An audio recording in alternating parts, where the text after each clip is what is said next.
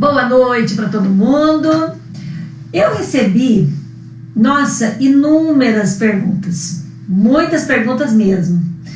Dessas perguntas eu assim meio que separei em categorias para ficar mais fácil para a gente conversar aqui. Tinha perguntas sobre coordenador pedagógico, tinha uma sobre secretaria escolar e várias, 6 sobre professor. Eu achei que de professor tá pegando mais aqui, e algumas dá até para responder, mesmo sendo de coordenação, fala com relação ao professor. Então eu vou falar sobre os professores primeiro, tá?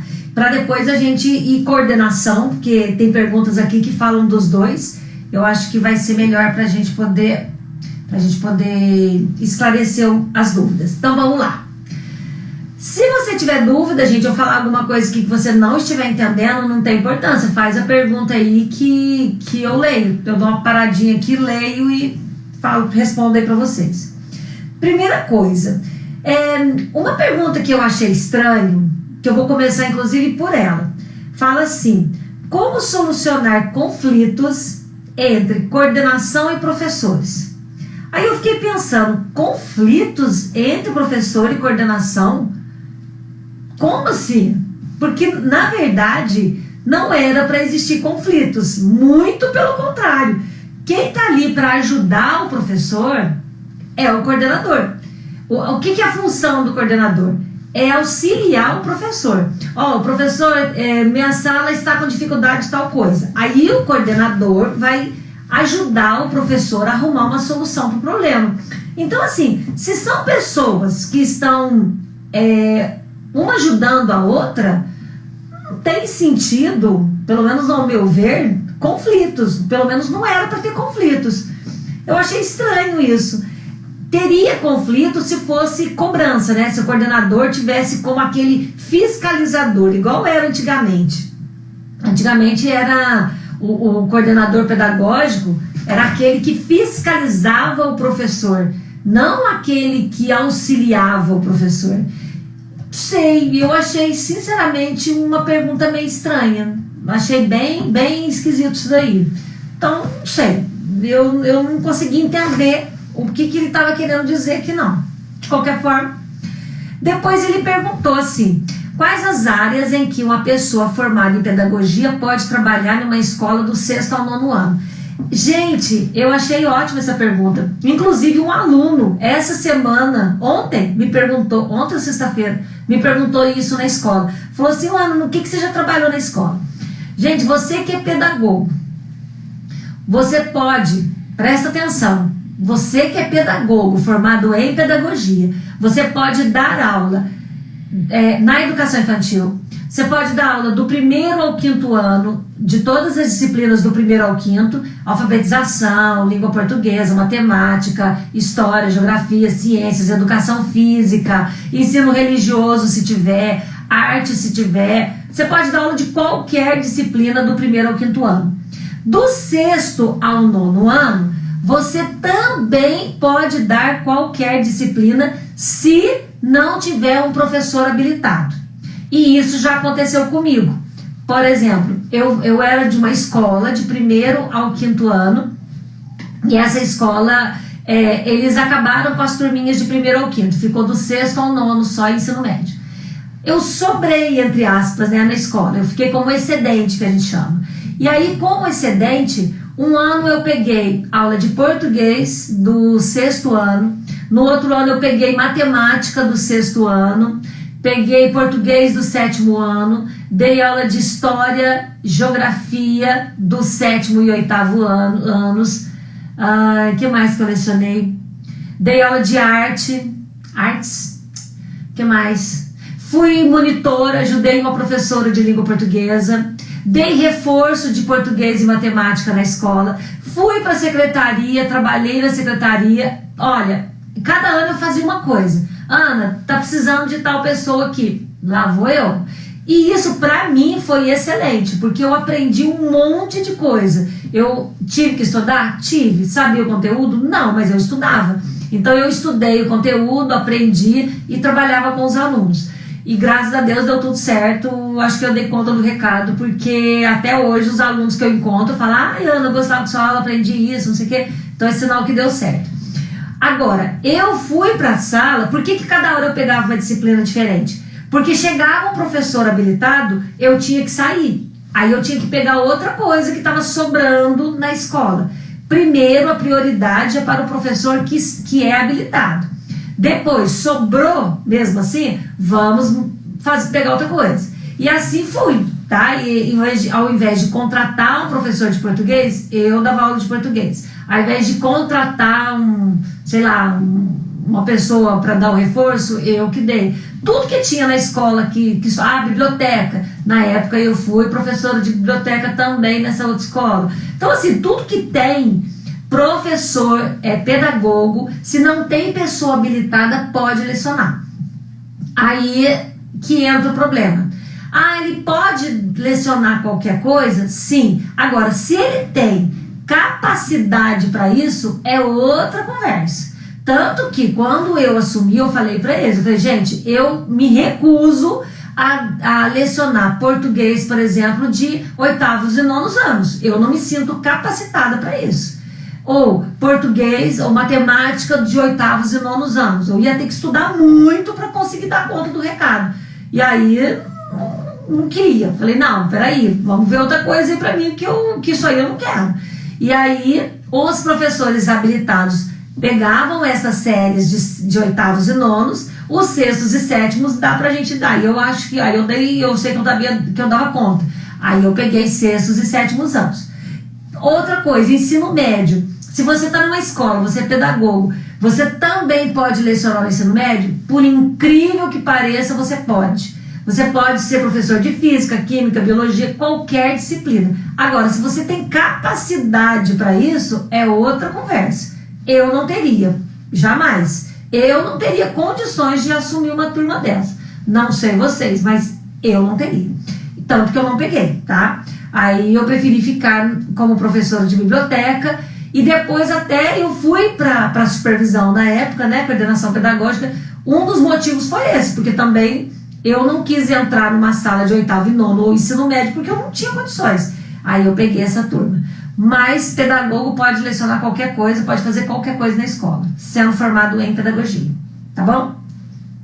Uma outra pergunta de uma secretária aqui que eu acho que compensa a gente responder também é: como secretária escolar, é minha função resolver questões pedagógicas, tipo problemas familiares? Lógico que não. Gente, secretaria é secretaria. Ele tem que resolver ficha do aluno, histórico, se o aluno trouxe histórico não, ligar para ele. Ele tem que arrumar o DED, arrumar sistema de nota, ver boletim. É outra coisa. Pedagógico, aluno está com dificuldade de aprendizagem, aluno está tendo dificuldade na escola, o aluno está tendo um comportamento inadequado na escola. Quem tem que chamar a família é o especialista, é o supervisor pedagógico, o coordenador, sei lá como que chama aí na sua cidade, tá bom? Biblioteca não tem que mexer com absolutamente nada disso. Fica atento a isso aí. Outra coisa que me perguntaram de professor. Escreveram assim: professor versus família. Aí eu fiquei pensando, professor versus família, achei estranho. Por quê? Quem é o elo da família e do professor é o coordenador pedagógico, tá? Então, por exemplo, lá na escola, eu nunca marco um professor para falar com uma mãe, um pai, um responsável. Por quê? Porque assim, primeiro que às vezes não é nem com aquele professor o problema. Às vezes é com outro professor, porque lá na escola a gente tem o quê? Cada série tem 9 professores. Peraí que tem uma pergunta aqui. Tem dicas práticas de como preencher caderneta? Pois ela é um documento muito importante. Nossa, o Valquíria, na sua escola ainda existe caderneta? Porque caderneta é uma coisa que aqui na minha região, aqui em Itajubá, Minas Gerais, sul de Minas, olha, eu já não vejo caderneta há pelo menos uns 6 anos. Agora, eu tenho inclusive uma planilha no computador, que é onde eu registro e passo para os professores registrarem as notas deles, e depois o DED. Caderneta é uma coisa que já caiu aqui faz tempo, tá? Depois, qualquer coisa, você me chama no privado que eu te falo dessa planilha, que eu te encaminho a planilha, porque caderneta já nem usa mais não, agora é só isso aí mesmo. É só no DED, ou mesmo quando eu trabalhava na escola particular, gente, essa planilha já era da escola particular. Olha, já faz uns bons anos, uns 12 anos que eu não vejo caderneta nem na rede particular aqui. Pelo menos quando eu era diretora eu aboli, só no computador. Vamos lá. Aí eu não sei de onde você é, né? Tem que ver isso também. Tem que ver se aí na sua cidade como é que funciona isso. Voltando na família professora aqui. Às vezes, gente, o pai ou a mãe chega na escola muito bravo com um determinado professor. Várias vezes ele troca o professor. Ele chega falando de um professor, na verdade é outro. Eu não vou, na minha opinião, chamar um professor e expor o professor ali com o pai, principalmente se ele estiver irritado, se ele estiver estressado, se ele quiser matar o professor. Eu não vou fazer isso. O que eu faço? Eu sento o pai ou a mãe, quem estiver lá, chamo o aluno também, escuto a versão deles, tá? Escuto o que eles estão contando, o que aconteceu, o relato, falo, tudo bem. Agora eu vou sentar com o professor, vou escutar o relato dele e vou te dar um retorno. Sempre faço isso. Aí depois eu sento com o professor e escuto a versão do professor. Chego à minha conclusão, quem está certo, quem está errado, como que a gente pode resolver isso. Chamo a família novamente, o responsável novamente e dou um retorno para ele. Então, assim, quando é dúvida, quando é de briga, é muito assim, né, tá estressado, alguma coisa assim, eu resolvo com o pai e a mãe ali. Quando é sobre conteúdo, que não entendeu, para tirar uma dúvida da matéria, aí sim eu vejo o horário que o professor está na escola, né, que ele tem horário de módulo que ele faz na escola, e chamo esse pai para sentar lá e ouvir a conversa, e falar com ele, né, e chamo o aluno para explicar. Não é que eu não deixo o pai falar com o professor, não. Só que você tem que ter uma sensibilidade, porque se o pai estiver nervoso, você já chama o professor, aí vai dar, gente, não vai dar certo, vai ter briga. Então acalma o pai, ou o contrário, às vezes o professor chega nervoso, eu acalmo o professor, falo, não, vou ligar, eu chamo o pai amanhã.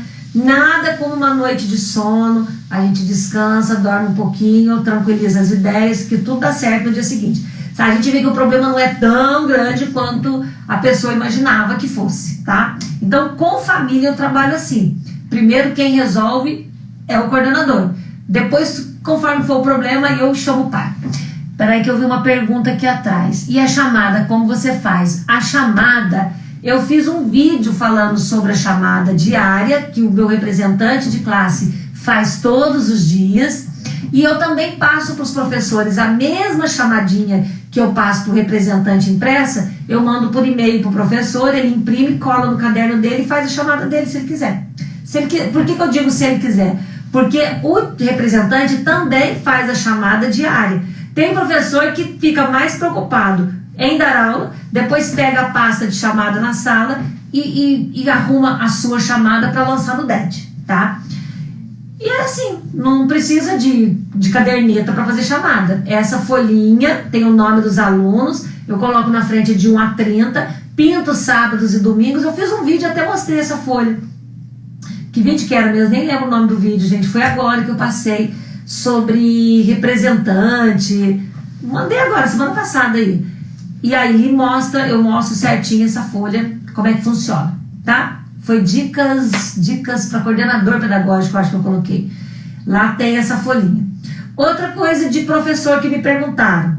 Relação aluno-professor ideal para evitar concepções fantasiosas e errôneas que possam gerar problemas.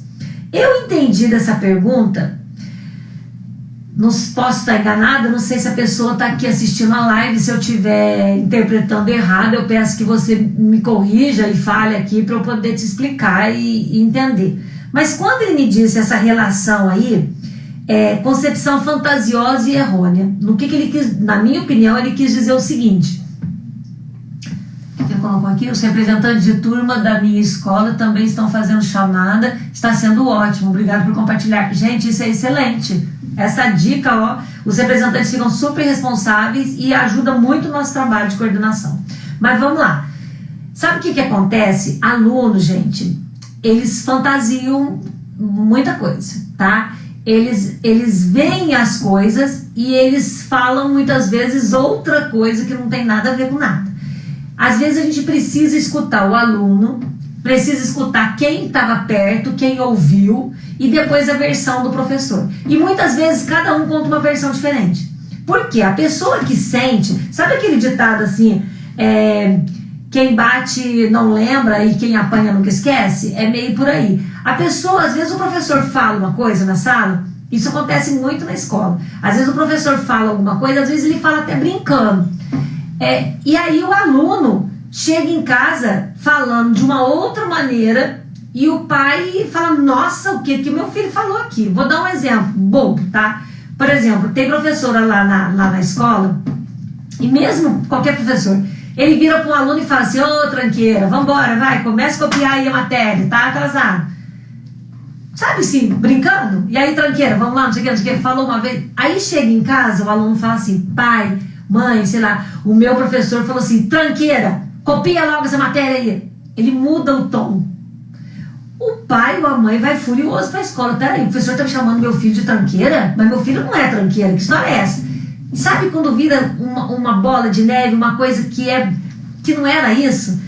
E aí, muitas vezes, quando a pessoa escuta aquilo, olha, peraí, ele me chamou de tranqueira, mas ele não colocou como uma brincadeira. E às vezes, gente, o professor brinca, tem que descontrair, 50 minutos ali com 40, 35 alunos na sala não é fácil não, você tem que dar uma descontraída de vez em quando, conquistar o aluno, sabe, brincar um pouquinho e dar aula.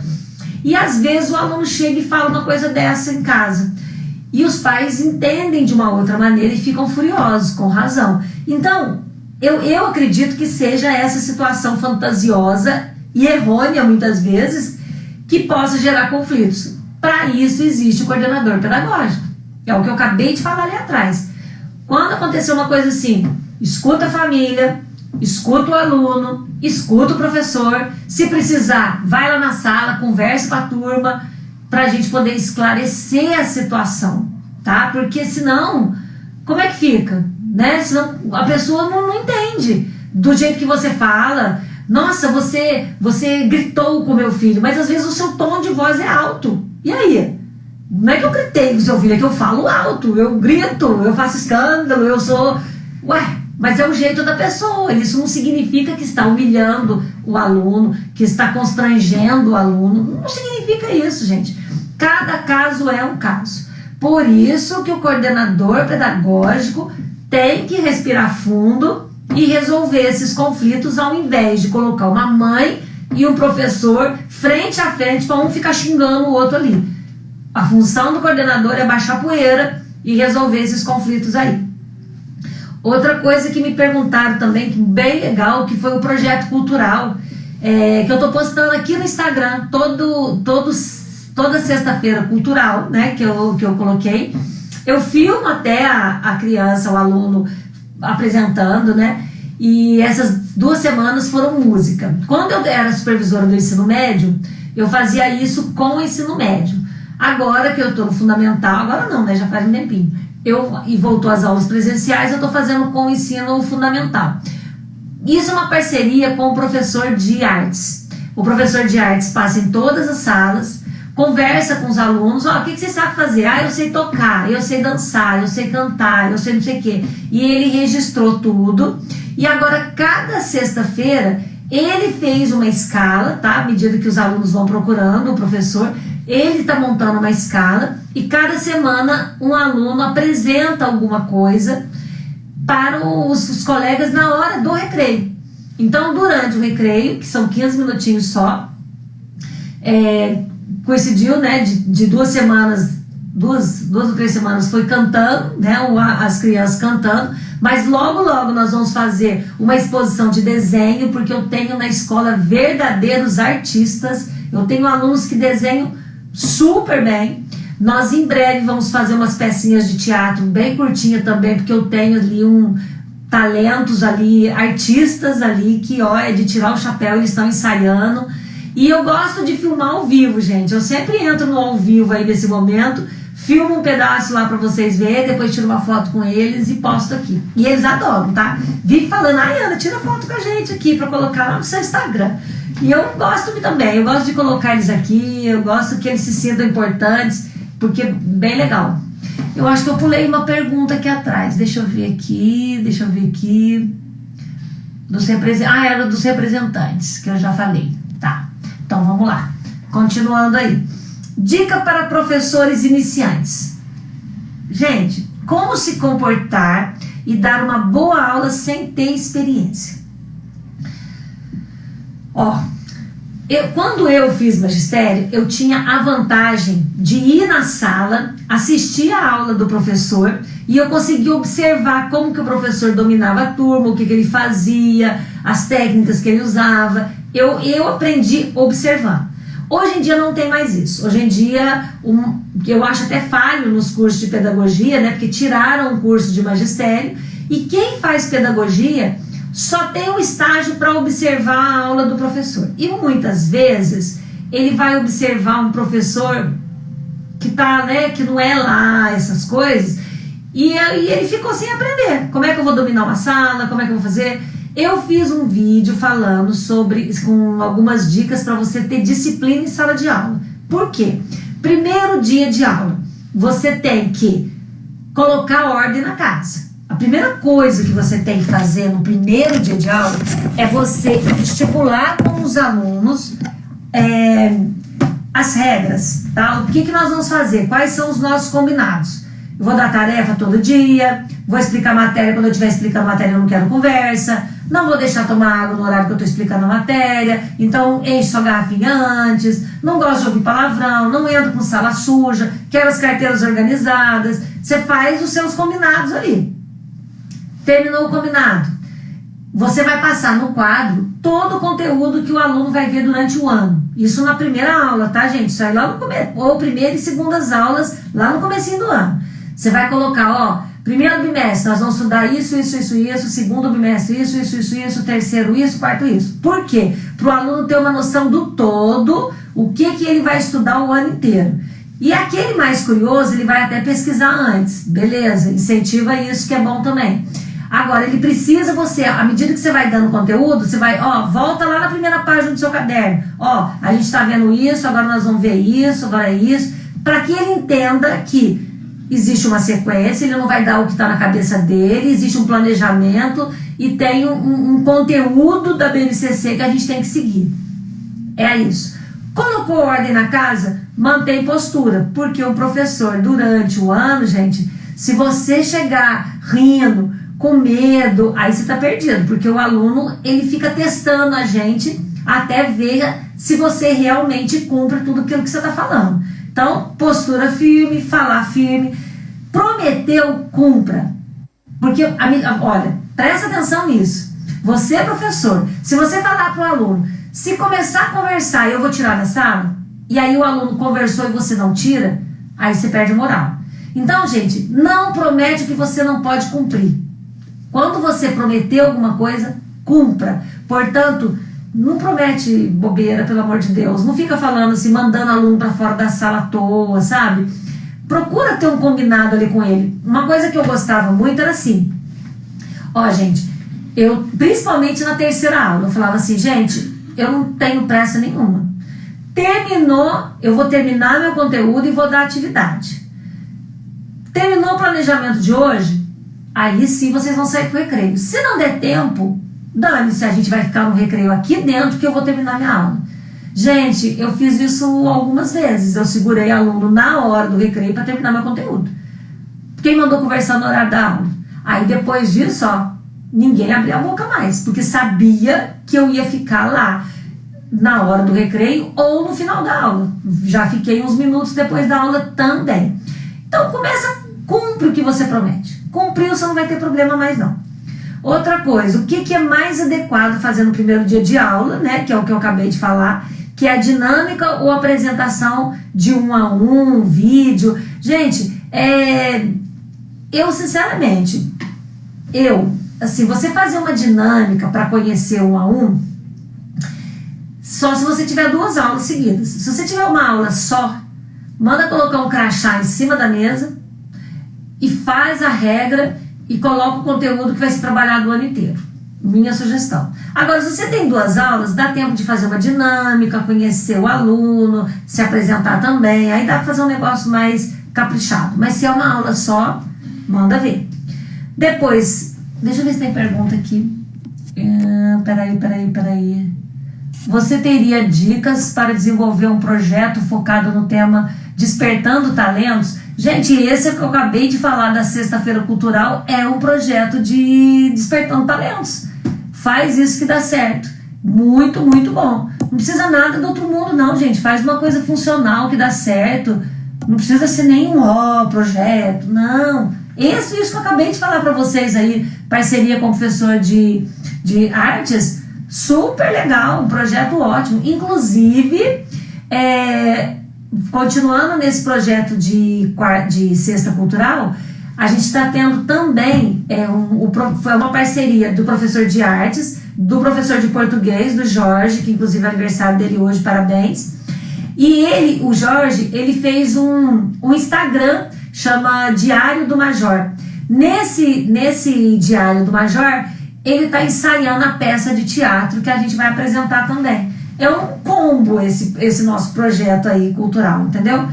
E também tem o desenho que o professor está fazendo nas aulas de artes. É só isso, faz esse projetinho aí que dá certo, é muito legal, muito, muito bom mesmo. Pode acontecer do professor colocar um aluno para fora e o diretor mandar o aluno para a sala? Não só pode, como a maioria dos diretores e coordenadores fazem isso. Por quê?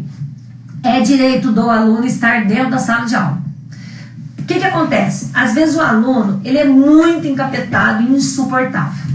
E aí, o professor entra na sala.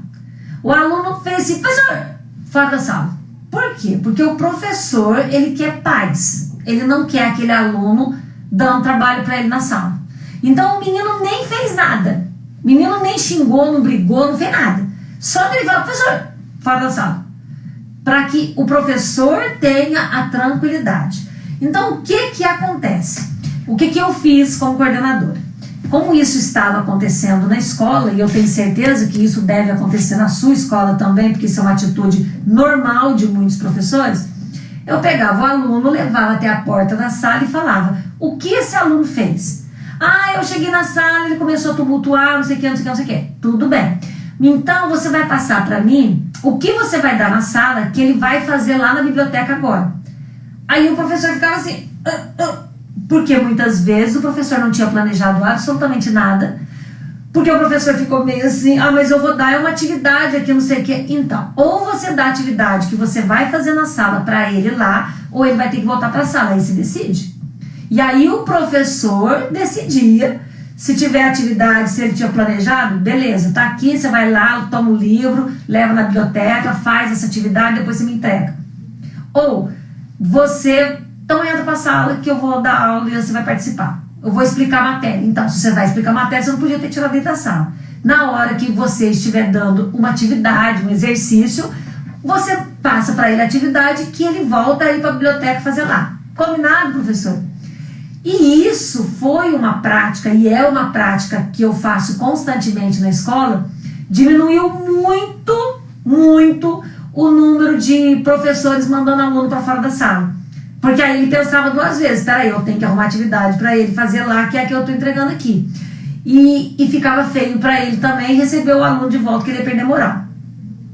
Isso aí deu uma melhorada muito boa na escola. Por outro lado, se o aluno ele é muito bagunceiro, se o aluno é hiperativo, agitado, não sei o que, eu, em contrapartida, chamo a família na escola e falo, vamos conversar sobre o seu filho. Ele não para quieto, ele anda pela sala, ele não concentra, ele tem algum laudo?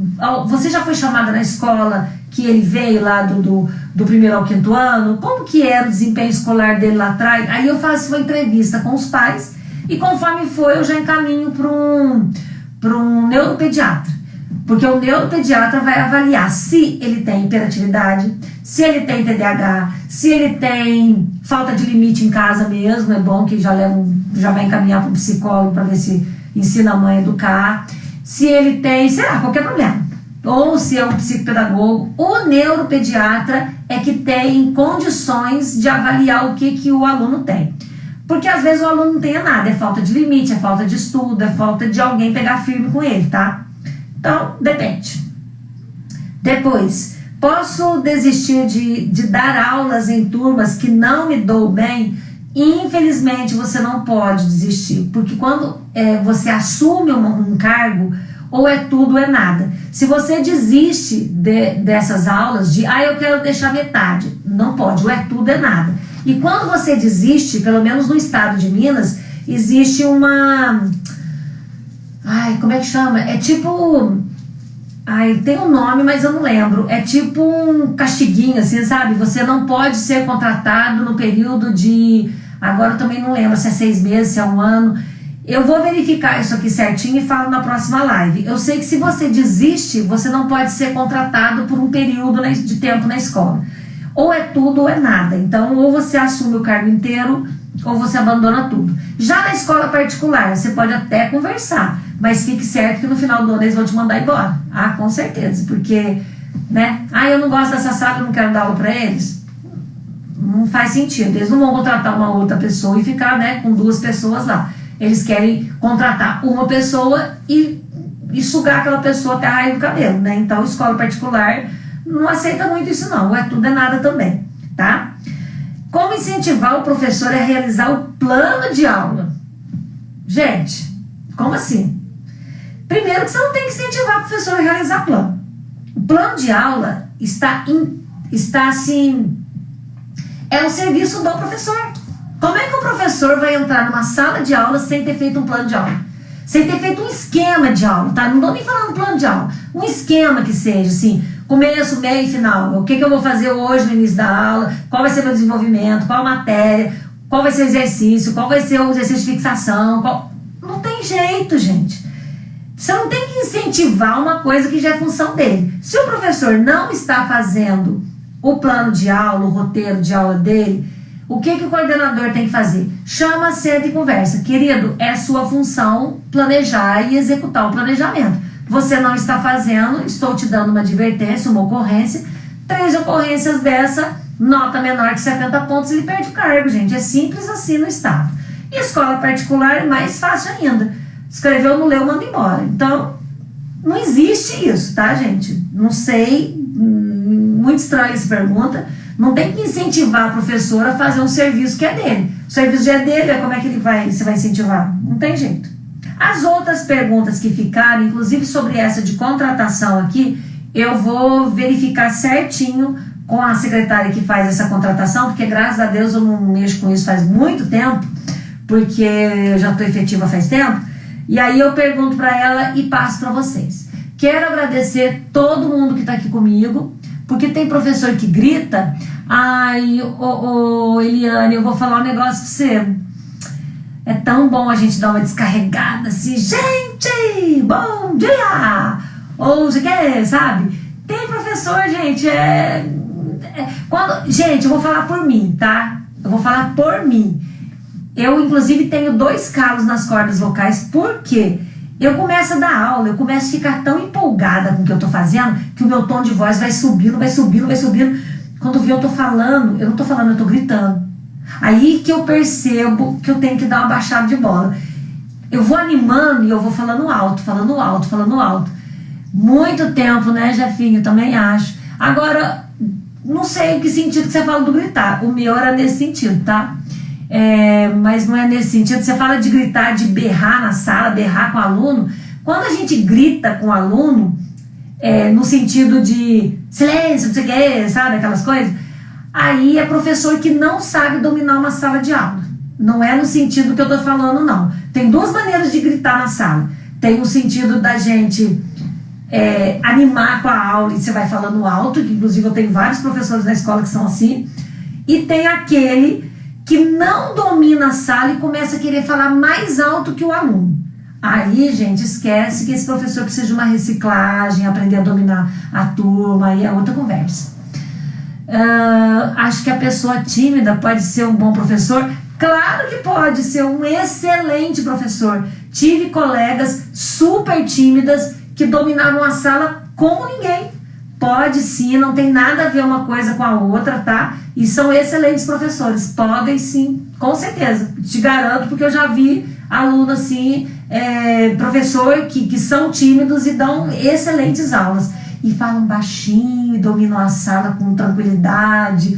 Eu acho tão lindo quem consegue fazer isso, porque eu já chego igual um trovão. Mas eu conheço professoras excelentes, que ela entrava na sala e o tom de voz dela era super baixinho, do começo ao final, e os alunos não piavam. Eu achava lindo, mas eu não consigo ser assim. Cada um é cada um. O aluno sem laudo, sem família, já no 9º ano, sem ser alfabetizado, o que fazer? Reprovar ou seguir a vida? Ai, gente, senta e chora, né? Porque, sinceramente, sem a família, aí já complica. Porque se a gente não tiver o apoio da família, se ele está no 9º ano sem estar alfabetizado, é óbvio que ele deve ter um problema. E aí a gente tem que correr atrás da família para solicitar esse laudo. Se a família não recorre, não correr atrás, o correto é a escola encaminhar para o conselho tutelar, porque isso é abandono de incapaz. Quando um aluno tem problema e a família não acolhe, não resolve, não ajuda, é conselho tutelar, e aí se aguenta o tranco, porque os pais muitas vezes vêm furiosos para a escola. Por isso que primeiro eu aviso a família. Ó, seu filho tá assim, assim, assim, assim, assado. Leva ao médico? Já resolveu? Ligo de novo. Já foi? Já resolveu? Não, estou encaminhando para o conselho tutelar. Eu já deixo avisado no nosso papo ali, caso o pai não tome uma providência. Isso aí, gente, é código penal, é abandono de incapaz, não pode.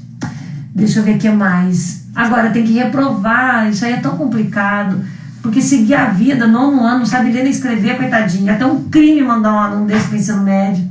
Teria que ir para uma escola especial, né? Não sei. Isso aí tem que ver, tem que analisar, gente. Eu não gosto de opinar sem saber certinho o que está acontecendo, sabe? Sem conhecer o aluno. Eu não gosto, porque cada um é cada um, né? Por que a escola do município não tem professor de apoio? Porque era para ter. Significa que o prefeito não está contratando. Aliás, não quero xingar o prefeito, mas aqui na minha cidade, o prefeito ainda não contratou professor de artes, professor de inglês e professor de apoio, e é obrigatório. Então, gente, cuidado aí com quem você vota e cobre da prefeitura, da Secretaria da Educação, porque é direito do aluno, tá? Principalmente do aluno que tem laudo. Cobre da prefeitura. Não é porque que ele não contrata, não. Ele tem que contratar, e para ele contratar, tá com a boca no trombone aí. A família tem que apoiar a escola nesse sentido e cobrar da prefeitura. É só, né, gente? Falei muito hoje. Muito obrigado pela presença de todos. Um beijo no coração. Até semana que vem com a nossa próxima live, tá? E aí eu continuo respondendo semana que vem as perguntas que vocês me mandaram.